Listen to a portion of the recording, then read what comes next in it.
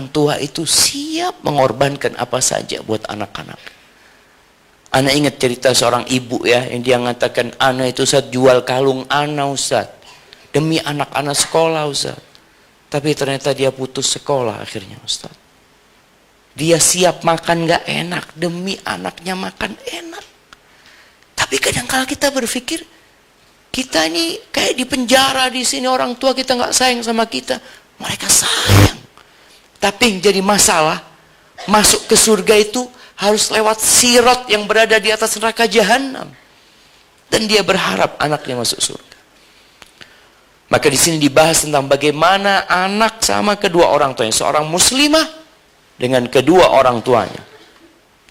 Kemudian yang keempat, pembahasan tentang bagaimana seorang muslimah dengan suaminya, dengan pasangan hidupnya. Ingat, banyak wanita itu masuk neraka bukan karena tidak sholat, bukan karena tidak puasa di bulan Ramadan, bukan karena dia tidak membaca Al-Quranul Karim, bukan karena dia tidak pakai jilbab, tapi karena apa? Siapa yang bisa jawab? Kasih hadiah. Nah, kasih mic yang angkat tangan, kemudian mic-nya berikan kepada yang angkat tangan. Nah, tafadhol, mungkin bisa dibantu sama Ustaz dari situ.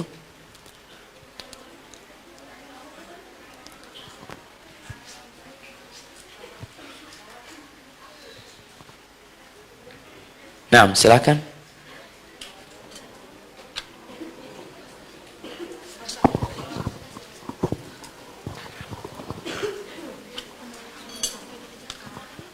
Tafadholi.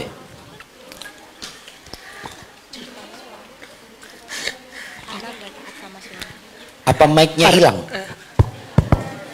Karena melawan orang tuanya dan karena nggak taat dengan pasangannya. Karena Melawan kedua orang tuanya, terutama melawan ibunya. Dan kalau misalnya muslimah yang sudah mempunyai suami, itu karena tidak taat juga dengan suaminya. Nah, kayaknya separuh, hadiahnya setengah. Taib, iya, ada benarnya. Taib, mungkin yang lainnya. Silakan mic-nya. Siapa yang jawab tadi barusan? Tadi Naira jawab, yang ini yang kedua? Rosa, taib. Bukan rusak, Rosa. Naam. Taib, yang ketiga, siapa yang mau jawab tadi? Tafadhali. Rosa tadi jawabnya apa?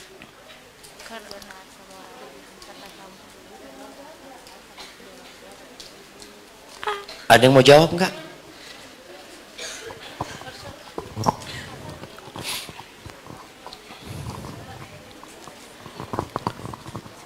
Naam.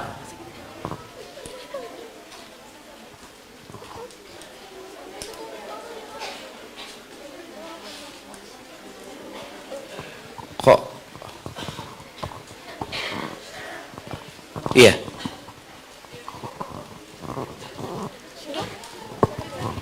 Nggak jadi, udah kejawab.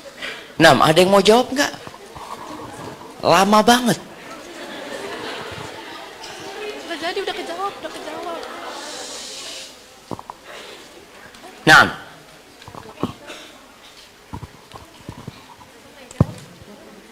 Bismillah.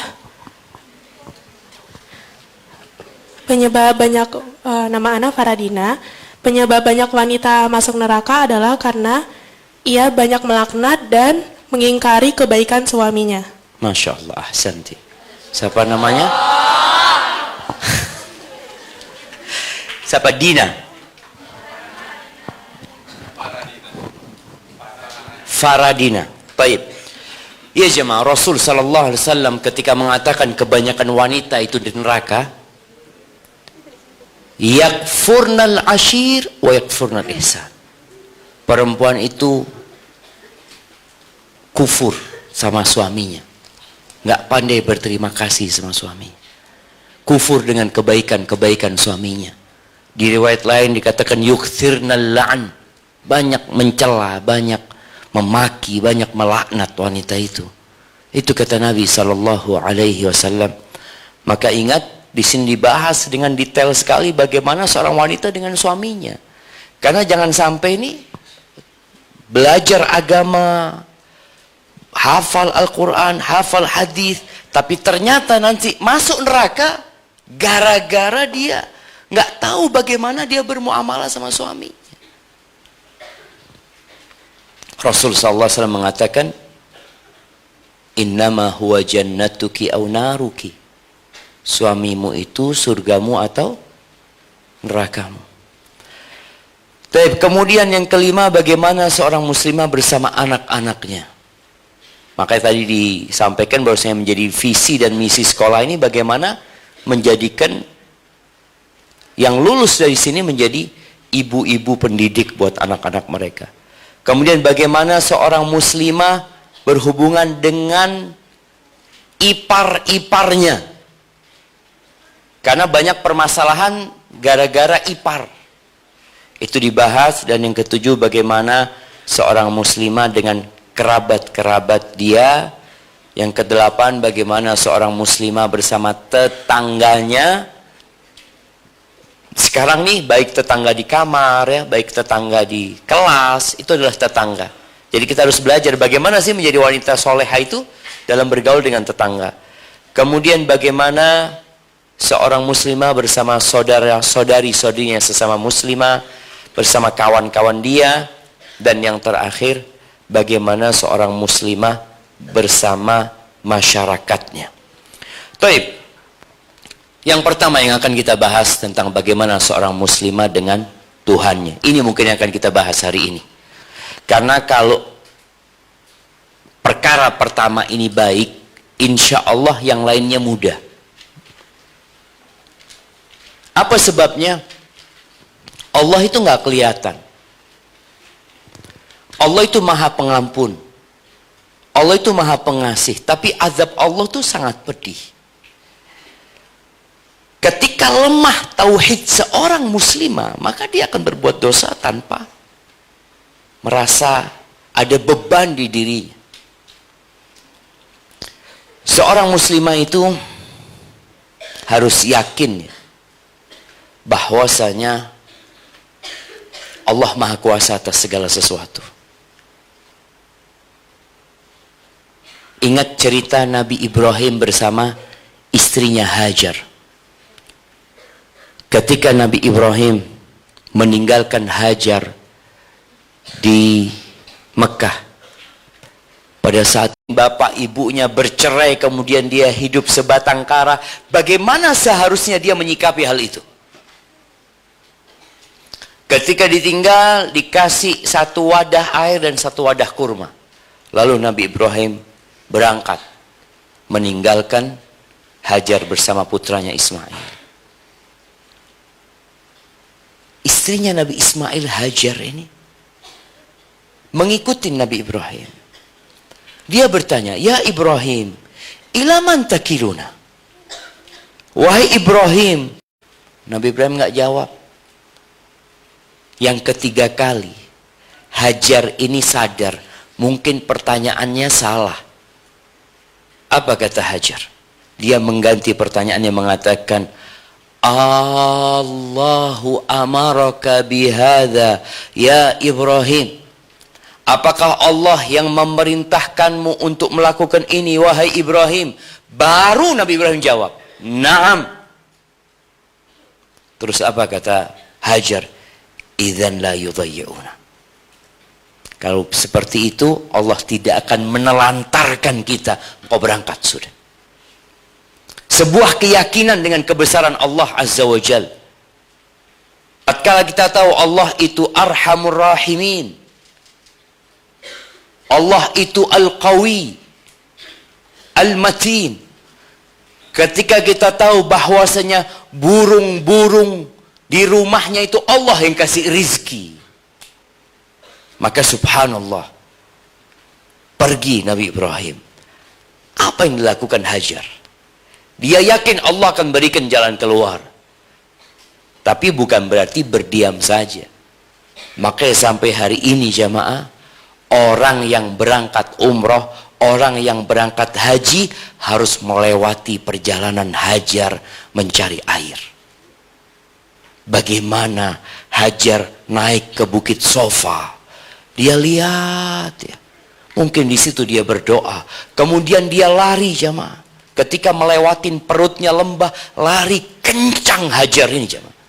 Menuju ke Marwah. Kenapa? Karena anaknya ditinggal sendirian di situ.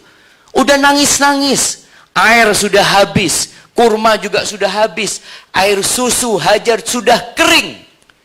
Ismail menangis, gak tahan dia sebagai seorang ibu. Maka dia berjuang, berangkat ke Marwah dari Sofa. Dia lihat, mungkin di situ dia berdoa, gak ada. Kemudian berangkat lagi ke Sofa, terus sampai 7 kali. Sehingga dia mendengar ada suara, ada pergerakan.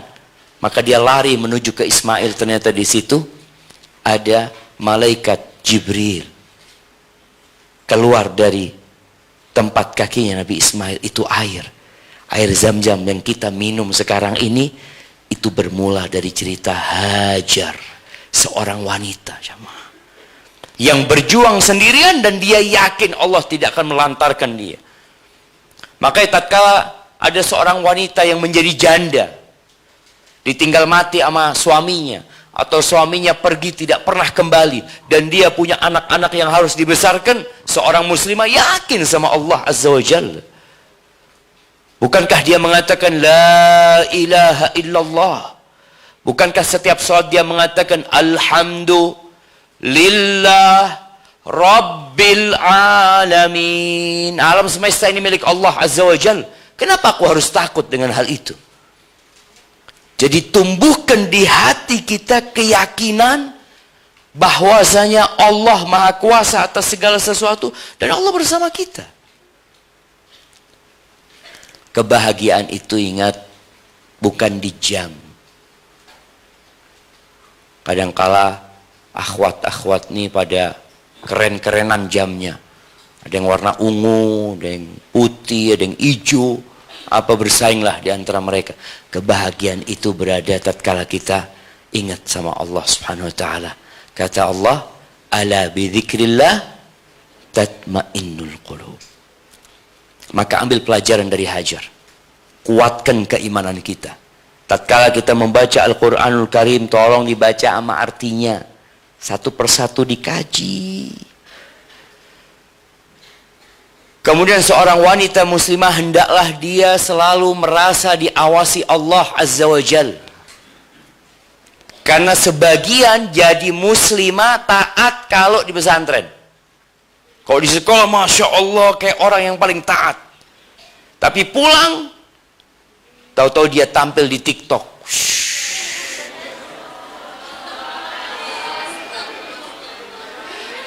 Ada nggak? Ada? Nggak ada. Bukan di sini. Kayaknya di sekolah lain. Nah, taib.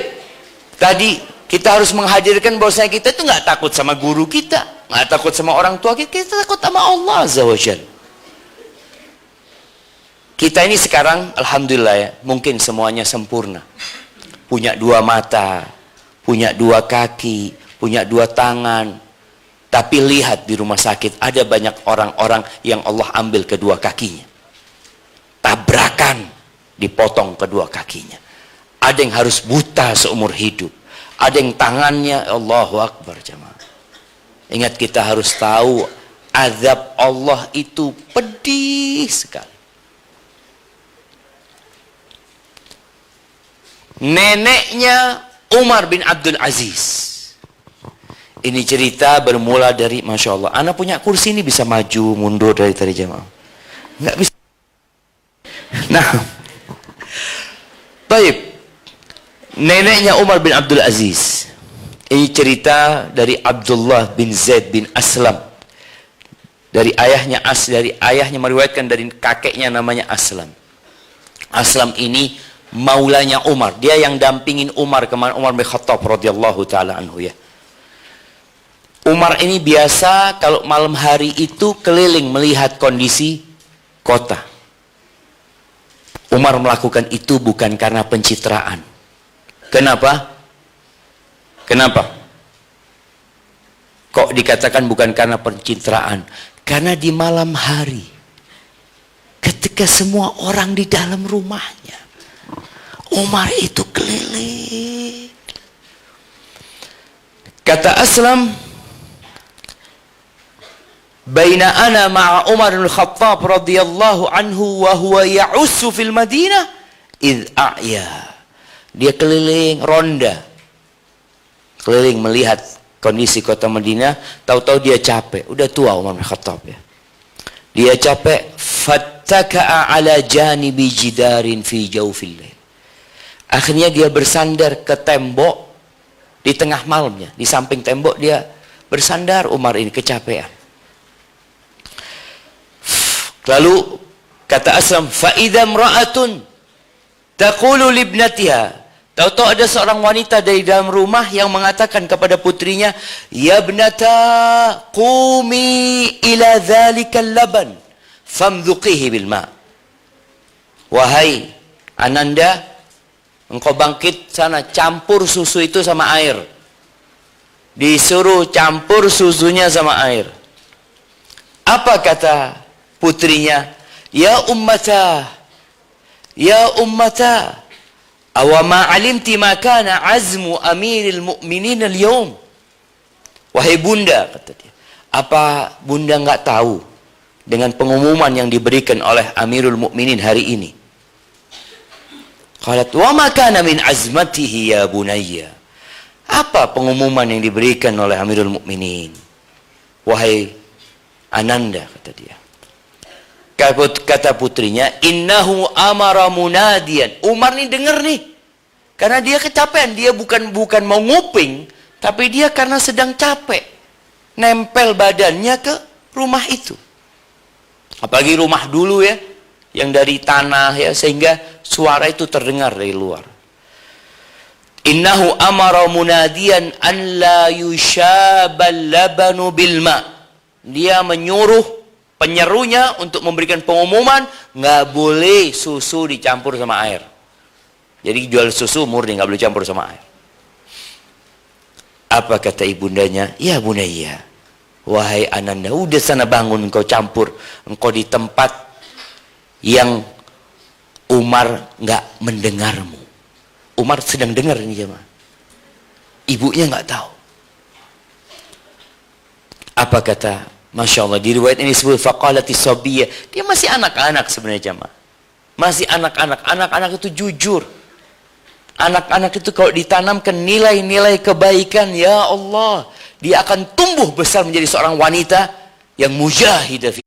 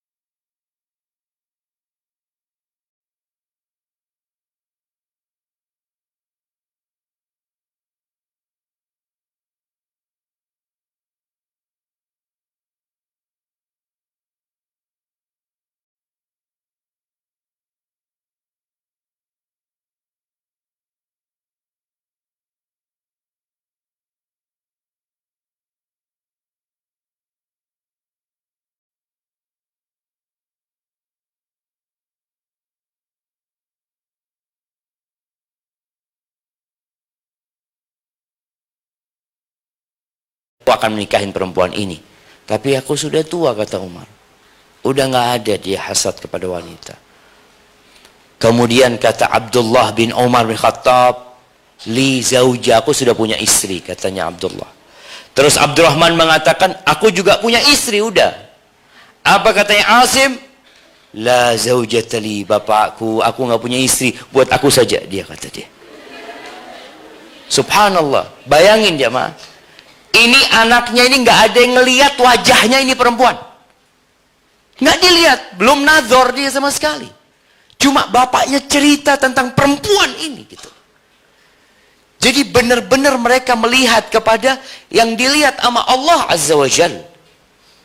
Hati dan amalan.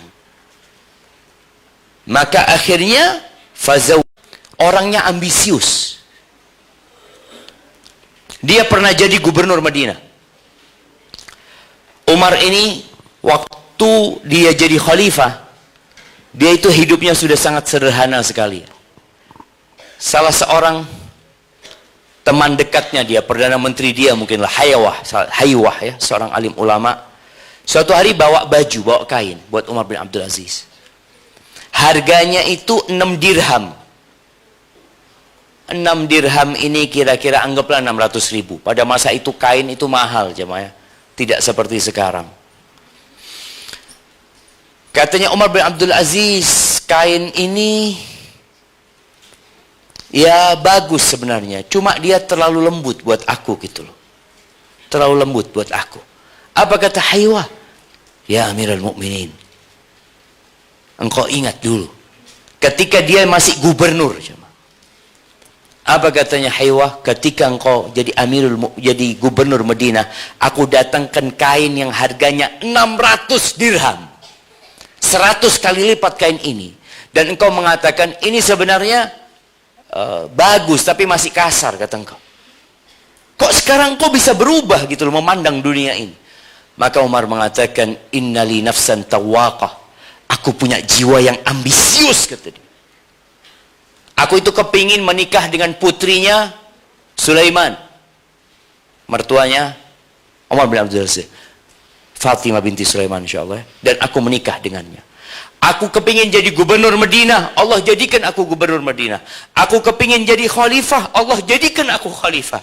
Dan sekarang aku masih berambisi, tinggal satu ambisiku, aku kepingin masuk surga, kata dia. Itu yang ada pada dirinya. Semua bakal ditinggalkan dunia ini. Lahir dari siapa ini anak?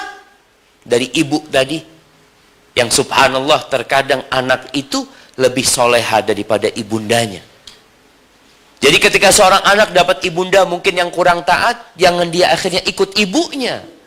Siapa yang diikutin? Allah Azza wa Jal. Karena Allah lah yang menciptakan dirinya. Kemudian ahibati fillah. Sampai jam berapa waktu anak? Tanya jawab jam berapa? Baik, bentar lagi tanya jawab ya, Ma. Nah, ingat kehidupan ini tidak selalu seperti yang kita inginkan. Semuanya bermimpi ingin hidup nyaman di dunia ini. Kalau dia menikah, mungkin menikah dengan seorang yang berduit ya, yang tampan, apalagi gimana? Tampan, hafal Quran. Pokoknya semua dia punya kriteria. Tapi ternyata nggak semua yang dia impikan terjadi. Dia tidak ingin sakit. Tapi kadangkala ada yang harus sakit. Ada seorang perempuan yang dia telepon ana mengatakan, Ustaz, ana mau ketemu Ustaz, kata dia. Kata dia, waktu itu dia umrah sama ana. Akhirnya dia datang sama suaminya. Dia mengatakan, Ustaz, ana divonis sama dokter kena kanker stadium 4, Ustaz. Bayangin. Dia baru tahu setelah stadium 4. Mungkin anak perlu dikasih nasihat, Ustaz, kata dia. Subhanallah. Beberapa bulan kemarin dia meninggal dunia. Rahimahullah rahmatan wasi'ah. Ketika terjadi seperti itu ya, apa sikap seorang muslim? Ketika dia mungkin dalam hidupnya nanti tadi ada musibah-musibah yang menimpa dia, yang dia harus bertahan sendirian kadangkala, maka ingat bahwasanya Allah itu Arhamur Rahimin. Allah itu Ar-Rahman, Allah itu Ar-Rahim. Yang setiap sholat kita ulangin terus. Ar-Rahmanir Rahim. Nanti kita ulangin lagi. Ar-Rahmanir Rahim. Terus kita ulangin, terus kita ulangin. Tapi terkadang kita nggak sampai itu nama menyatu dengan jiwa kita. Bahwa Allah itu maha pengasih dan maha penyayang. Jadi ketika engkau tertimpa musibah yang mungkin menurut orang berat, engkau ketahui bahwasanya Allah itu Ar-Rahman, Ar-Rahim. Subhanallah, dan takdir Allah itu indah. Di antara rukun iman itu antu'mina bil qadari. Engkau beriman dengan takdir yang baik dan yang buruk. Engkau beriman bahwasanya takdirmu sudah ditetapkan 50.000 tahun yang lalu. Sudah ditetapkan. Yang baik dan yang buruk. Apa yang harus dilakukan ketika terjadi sesuatu yang tidak dia inginkan? Apa jemaah? Bersabar. Kalau dia mendapatkan sesuatu yang dia sukain, bersyukur kepada Allah Azza wa Jalla. Dan yang lebih baik, yang lebih enak, yang menyenangkan lebih banyak daripada yang tidak menyenangkan. Pernah di Afrika sana, ada satu orang Perancis atau orang Inggris. Dia berangkat ke Afrika, 7 tahun dia hidup di kabilah Badui di sana. Dia cerita, suatu hari kita naik mobil. Naik mobil di padang pasir itu, tahu-tahu bannya kempes. Kempes. Kempes itu bahasa apa? Nah, kempes, bannya kempes. Satu bannya kempes. Akhirnya orang ini marah-marah. Orang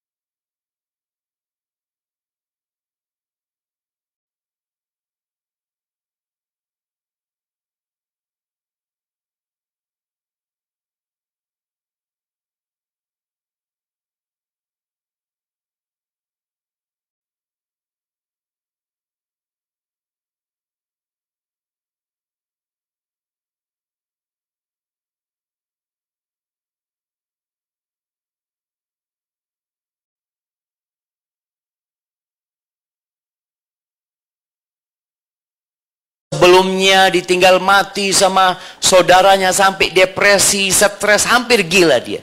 Tapi ketika dia masuk Islam, nggak seperti itu dia. Karena dia yakin ma asaba min musibatin illa biiznillah. Tidak ada musibah yang menimpa melainkan dengan izin Allah. Wa man yu'min billahi yahdi qalbah. Barang siapa yang beriman kepada Allah, pasti Allah. Guru juga terus mendoakan murid-muridnya, murid juga mendoakan gurunya, karena sejatinya kita cuma sebentar di tempat ini dan kita akan pergi selama-lamanya. Hadza wallahu a'lam bissawab. Ana kembalikan Ustaz Arif. Pak Mursyid, ada waktu berapa menit? 30 menit. Para asatidzah, para musyrifah, para guru dipersilakan untuk mengarahkan kepada para santri sekiranya ada yang hendak ditanyakan kepada Ustadz. Boleh langsung ataupun langsung ataupun tertulis, tapi lebih baik langsung saja. Karena tadi juga Ustadz sudah memberikan kesempatan untuk berdialog langsung, maka silakan untuk menanyakan secara langsung. Tapi kalau sudah ada yang menyiapkan dalam bentuk tulisan, dipersilakan juga untuk disodorkan di bawah hijab.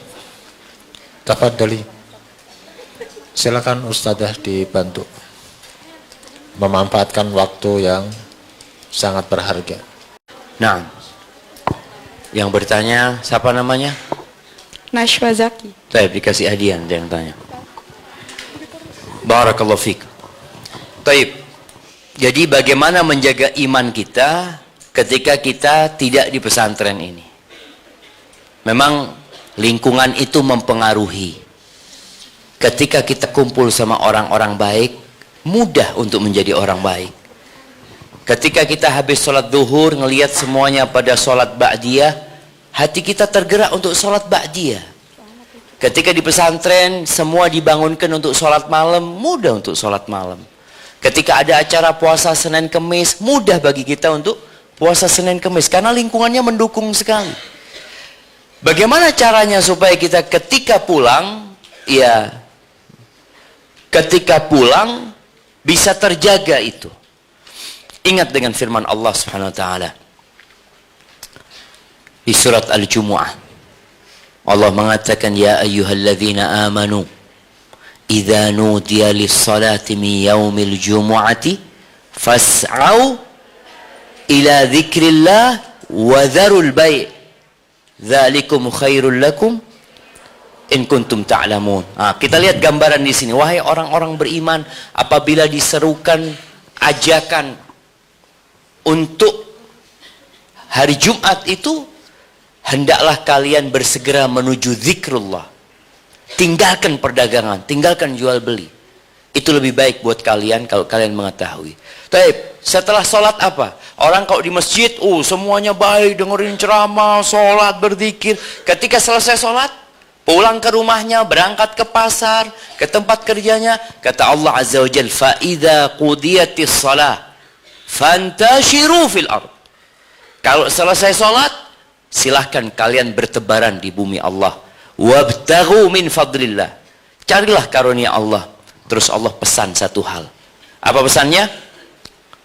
وَاذْكُرُوا اللَّهَ كَثِيرًا لَعَلَّكُمْ تُفْلِحُونَ. Jadi ini insya Allah dapat menjadi solusi. Ketika kita keluar rumah, keluar pesantren ini, lagi liburan, maka perbanyak zikir. Jaga lisannya terus berzikir.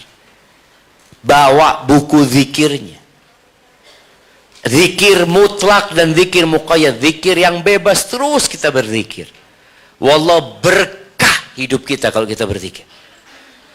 Iman itu akan naik dengan zikrullah. Ala bi zikrillah tatmainnul qulub. Dan Nabi SAW memberikan contoh bagaimana zikir ini menjaga kita, menjaga iman kita. Beliau memberikan permisalan apabila seorang itu dikejar sama musuh dikejar sama musuh. Dia berlari terus masuk ke sebuah benteng, dia tutup pintunya, selamat dia. Dan benteng itu adalah zikrullah. Makanya dikatakan zikir itu hisnul muslim. Zikir itu adalah tamengnya atau bentengnya seorang muslim. Maka nasihat ana bagi yang pulang, tolong jadwal zikirnya tetap. Kalau mungkin dia akan ya males sholat sunnahnya, zikirnya tapi tetap. Dan kalau bisa ditambah. Kemudian sesekali dalam sehari duduk beristighfar 100 kali. Duduk udah. Kalau di rumah pegang handphone, mungkin pegang remote, tinggalin itu semua. Baca istighfar. Baca Rabbighfirli wa tub alayya innaka antat tawwabur rahim. Baca 100 kali. Nabi sekali duduk alaihi salatu wasallam baca itu 100 kali. Kemudian kalau bicara iman kita itu lemah, ada penyebabnya. Kalau penyebab iman kita lemah itu handphone, maka jangan sering-sering pegang handphone. Kalau pegang handphone, di dekat orang tuanya. Karena kalau kita sendirian, bisikan setan kuat dan kita belum mampu melawan bisikan itu. Paling tidak dengan ada pengawasan dari orang-orang dekat, itu bisa menjaga kita. Kemudian juga yang perlu dilakukan adalah berdoa.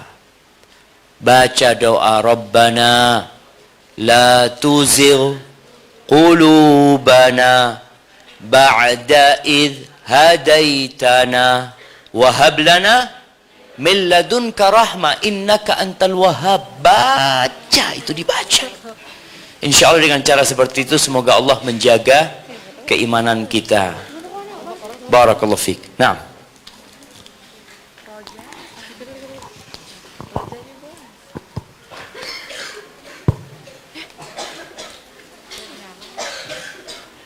Bismillah.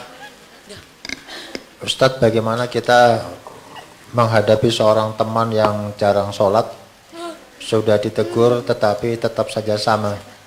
Apakah teman tersebut bisa kami percaya? Tafadhol Ustadz. Apakah teman tersebut bisa kami percaya? Gitu pertanyaannya. Baik. Kita tahu yang pertama dihisab pada hari kiamat itu apa? Salat. Kalau salatnya benar insya Allah, yang lainnya benar. Tapi subhanallah ya, Nabi SAW menyebutkan, pertama yang hilang dari umat Nabi Muhammad SAW ini, amanah. Yang pertama hilang apa? Amanah. Yang terakhir hilang itu salat. Artinya kalau orang ini sudah nggak sholat, rasakan. Makanya Anda sering sampaikan ke teman-teman, nanti di surga itu nggak ada apotek, nggak ada rumah sakit. Anda kalau nggak salah di dekat sini ada rumah sakit. Kemarin yang jalan banjir itu sebelah kiri ada rumah sakit tuh, lihat. Iya. Dan kalau ngelihat rumah sakit itu penuh. Hadi dunia. Apakah orang kaya nggak masuk rumah sakit? Masuk. Oh, dia padahal sudah punya duit banyak, tetap dia masuk rumah sakit ketika dia sakit. Maka ingatkan dia, ajak dia ziarah kubur untuk ingat ini loh. Ini kakekmu mati di sini, nenekmu mati di sini, kita semua akan seperti itu. Jadi mungkin itu yang perlu dilakukan. Tapi kalau bicara bisakah dia dipercaya, berat kalau untuk mempercaya dia. Kecuali setelah kita bergaul dengan dia, dilihat apakah dia memang orang yang jujur atau dia seorang yang suka berdusta. Hadza wallahu a'lam bissawab. Syukran Ustaz. Ada beberapa pertanyaan tapi 3 Anda pilih terlebih dahulu karena pertanyaan yang sangat baik. Yang pertama adalah bagaimana cara kita menjaga kehormatan kita secara syar'i ketika di luar pesantren? Itu yang pertama. Yang kedua, apa tanda atau bagaimana cara birrul walidain ketika kita berada di pesantren? Yang ketiga Ustaz.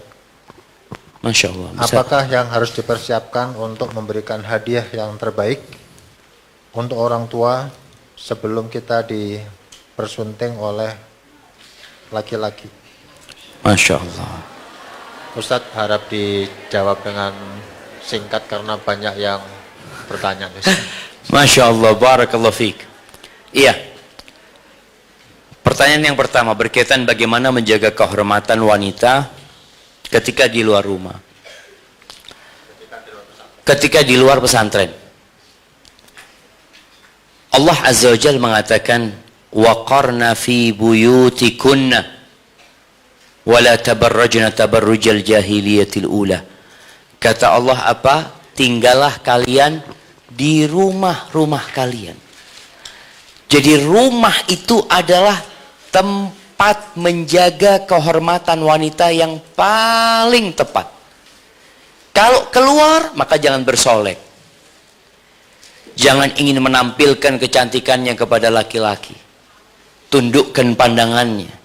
Jadi intinya menjaga kehormatan dengan tetap di rumah. Yang kedua, di rumah sendiri pun sekarang banyak godaan. Jadi Nabi SAW pernah menyebutkan nanti akan ada fitnah yang setiap rumah orang itu akan kemasukan fitnah itu. Sebagian ulama menyebutkan boleh jadi fitnah itu adalah internet. Internet. Wallahi dulu kita jamaah kalau mau telepon orang tua itu kita harus ngantri di yang namanya wartel. Masih ada wartel di sini. Itu kalian nggak ngelihat tuh kita ngantri di wartel. Ana waktu di Madinah itu kalau sudah dapat uang dari kampus ngantri panjang. 1 menit bayarnya 11 real. Ana ingat. 1 menit bayarnya kira-kira 44.000 jemaah. Cuma mau ngomong sama orang tua, apa kabar, ini itu, Masya Allah. Itu masa itu. Dulu orang kalau mau nonton film itu kemana? Ke bioskop. Kalau di desa ada namanya misbar. Gerimis bubar. Karena dipasang di lapangan, gerimis sudah bubar, namanya misbar. Kemudian muncul yang namanya TV ya. Masih hitam putih TV-nya. Kalau nonton TV itu mungkin hanya hari Ahad. Itu di rumah orang kaya. Kumpul orang itu. Artinya untuk hiburan itu orang-orang sulit mendapatkannya. Kemudian muncul video ya. Yang sudah mulai bisa nonton di rumahnya, TV-nya warna. Kemudian muncul VCD, muncul DVD. Dan semua itu hilang, sekarang berganti dengan apa? Handphone.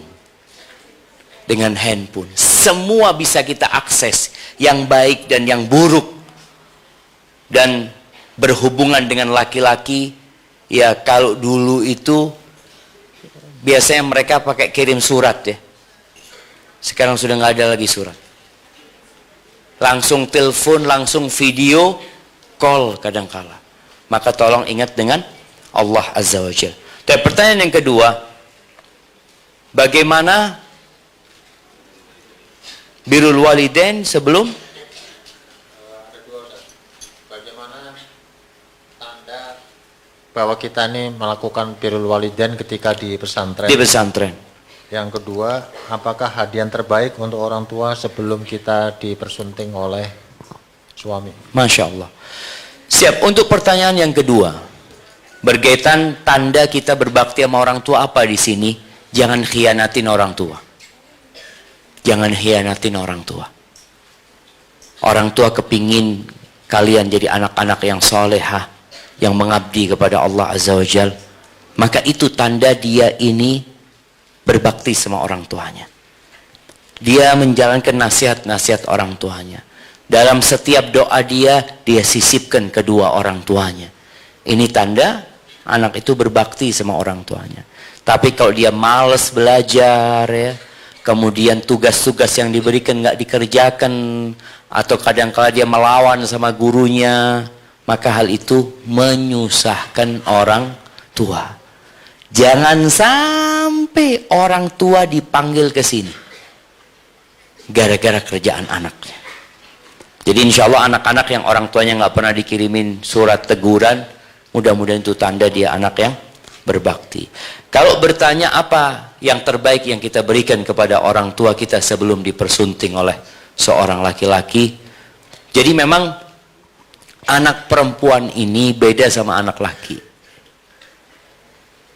Apa bedanya apabila orang tua punya anak perempuan? Kemudian orang tuanya sabar mendidik, membesarkannya. Apalagi sampai menikahkannya, itu anak jadi penyelamat orang tua dari api neraka. Itu anak perempuan. Masya Allah. Makanya orang tua enak punya anak laki apa anak perempuan? Laki apa perempuan? Kok bisa laki? Nah, ini anak perempuan menyelamatkan orang tuanya dari api neraka. Kalau punya anak laki nggak bisa. Mau punya anak laki 10, nggak bisa tuh anak laki jadi pelindung orang tuanya dari api neraka. Bedanya anak laki sama anak perempuan. Kenapa kalau anak laki tadi dia harus berbakti sama orang tuanya, walaupun dia sudah menikah dia tetap harus memberikan nafkah sama orang tua. Ada banyak lah kalau anak laki. Tapi kalau anak perempuan itu Nabi SAW mengatakan kalau punya 2 anak atau 3, orang tuanya diselamatkan dari api neraka. Jadi anak perempuan itu memberikan syafaat kepada orang tuanya. Anak laki ya mungkin dengan amalan dia, dengan kesolehan dia. Baik. Terus apa yang terbaik yang harus diberikan sama orang tua sebelum menikah? Tadi dikatakannya, mungkin sebelum ada yang melamar dia, ya jadilah wanita yang tidak menyusahkan orang tuanya. Yang ingat sama orang tua akhir bulan, fulus habis, izin telepon, uangnya udah habis. Pas ingat sama orang tua ketika uangnya menipis. Maka jangan jadi anak yang seperti itu, tapi berusaha untuk senantiasa mendoakan orang tuanya, dan itu yang terbaik ya. Jadi jadilah wanita soleha, apalagi kalau bisa sampai menghafal Al-Quranul Karim, lain lagi tuh, laki perempuan sama nanti. Ketika dia sama-sama bisa menghafal Al-Quranul Karim. Tapi kalau sekedar orang tua mendidik anak perempuannya sampai kemudian dinikahkan, dibawa sama suaminya, mungkin nggak pernah ketemu lagi sama orang tuanya, karena mungkin dibawa ke tempat yang jauh. Insya Allah tuh anak akan menyelamatkan orang tuanya dari api neraka kalau anaknya itu jadi anak yang soleha. Barakallahu fiik. Nah, Ustaz, ada pertanyaan. Mengapa sebagian anak-anak sekarang ini suaranya lebih keras dibandingkan dengan orang tuanya? Suka meninggikan suara di hadapan orang tua. Masya Allah. Mungkin pita suaranya bermasalah mungkin. Allahu Akbar. Nah, kita ini punya masalah ya. Masalahnya apa? Masalah krisis suri tauladan. Yang jadi teladannya anak-anak nih siapa sih? BTS. Apalagi drakor. Apa? Apa jemaah? Anda nggak tahu lah nama-nama itu. Sekarang ini muncul laki-laki enggak, perempuan enggak. Apa istilahnya? Non-biner. Iya. Non-biner. Atau, siapa yang tahu jam? Betul. Non-biner. Iya, muncul seperti akhirnya nih anak perempuan apa laki gitu loh. Nggak jelas. Tapi kalau bicara kenapa itu terjadi, ya karena memang kurang berbakti sama orang tuanya. Nggak takut sama Allah Azza wa Jal. Kalau orang tua doa buruk buat anaknya, hati-hati. Kalau sampai ibu kita, bapak kita mengatakan, nah ibu doakan semoga engkau jadi perawan tua nak. Gimana kalau ibu sampai seperti itu? Ibu doakan nak semoga engkau merasakan apa yang ibu rasakan nak dengan durhakanya engkau. Kalau Allah kabulkan itu, menderita hidup anaknya. Maka tolong takut sama Allah. Allah mengatakan fala taqul lahuma uff. Jangan pernah berkata uff kepada orang tuanya. Wala tanharhuma. Jangan menghardik keduanya. Ini yang angkat suara atas orang tuanya. Terus gimana cara ngomong sama orang tua? Wa qul lahuma qawlan karima. Jadi kalau ngomong sama orang tua itu, kata-katanya harus dipilih, intonasinya harus diatur. Sehingga kata-katanya penuh dengan keindahan, intonasinya penuh dengan pengagungan dan kemuliaan. Jadi tolong ya jangan sampai menyebabkan orang tuanya menangis, sakit hati ya. Seperti itu. Dan berdoa. Kadang-kala anak, Ustaz, anak ini kok kayaknya durhaka sama orang tuanya. Anak ngangkat suara lebih keras dari orang tua. Maka minta sama Allah. Baca doa, Allahumma a'inni ala dzikrika wa syukrika wa husni ibadatika. Baca doa, Rabbi auzi'ni an ashkura ni'mataka allati an'amta alayya wa ala walidayya. Seperti itu. Barakallahu fiik. Ada beberapa pertanyaan lagi. Yang pertama, Ustadz, bagaimana cara kita menyadarkan orang tua kita yang belum mengenal sunnah? Itu yang pertama. Yang kedua,